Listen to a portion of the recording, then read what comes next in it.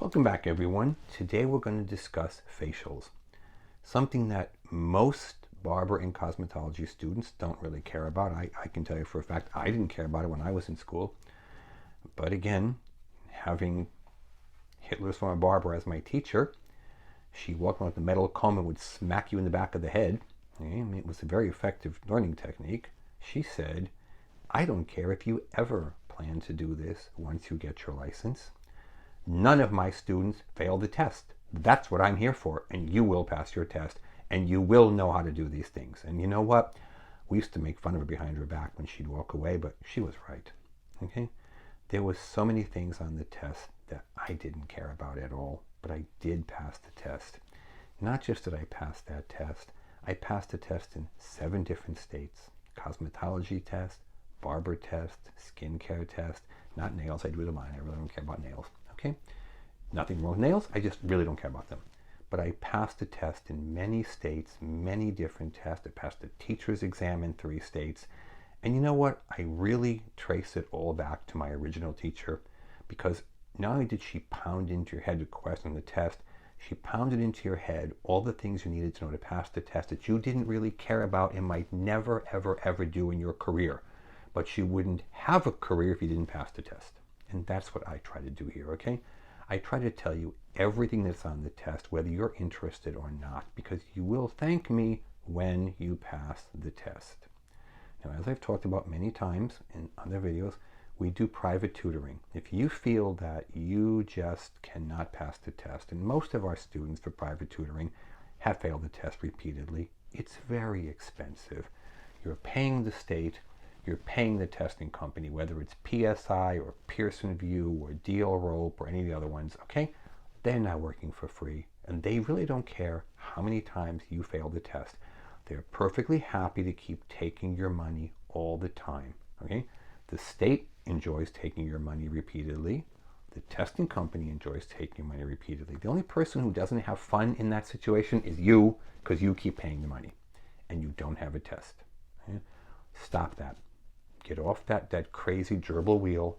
Stop paying the state and paying the testing company. Take your test and pass it. That might involve paying us. Maybe these videos are sufficient for you to pass your test. If they're not, you can pay us. Our book will get you through the test. It has every question and every answer from all 7 textbooks that your state has asked in the last 12 months. There's about 600 or 700 questions in this book. Now, people will say all the time, well, why do I need to know that? There's only 70 questions or 80 or 90 or 110 in my test. Why do I need 600 or 700? Because you don't know which 60 or 70 or 90 questions will be on your test. I actually had 2 barbers who owned an apprentice program, and they called me and they said, why are you telling my students he needs to know 600 different questions? There's only 70 questions on the test. I asked them a simple question. Do you know which 70 questions? Exactly, a resounding they don't know. I looked up because they happen to be in California. And California does something very interesting no other state does. On the California Barber and Cosmetology website, you can look up the schools alphabetically, and you can see their pass rate every quarter going back for 5 years.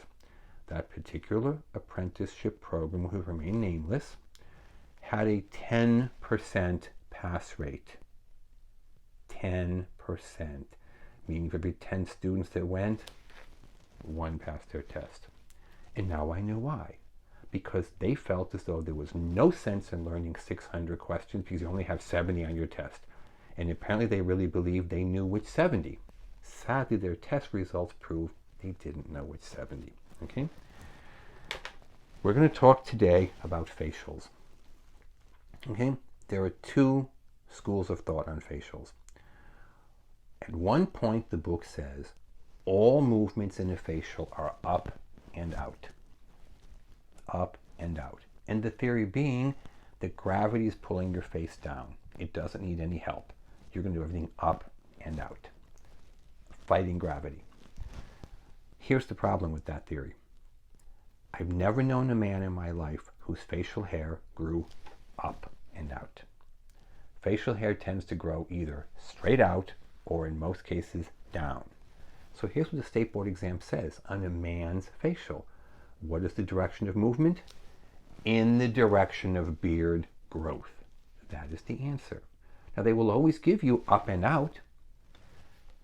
That's not the answer on a man's facial. So does the question say facial, or does it say a man's facial? Now the up and out theory, or in the direction of beard growth, can carry itself into in which direction do you put cleansing cream? In which direction do you put massage cream? In which direction do you remove cleansing cream? In which direction do you remove massage cream? The answer depends upon male or female. Now, my experience, I've not seen the question say in a woman's facial. When you see the question in a facial, assume it's for a woman. They're very specific when they say in a man's facial. So are they asking massage application, cleansing cream application, removal, massage cream? It doesn't make any difference.